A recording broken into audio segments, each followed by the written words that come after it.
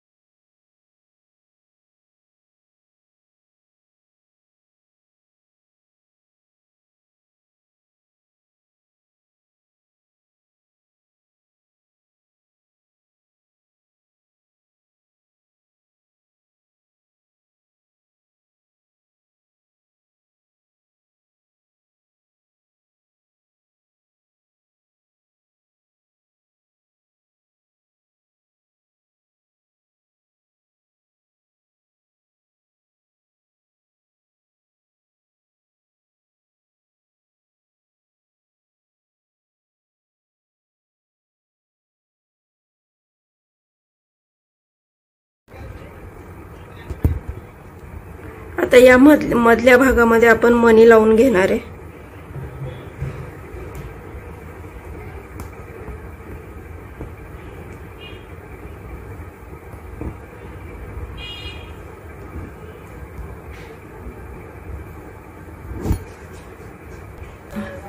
तसंच या पानाच्या किनारीला पण मी मणी लावून घेणार आहे।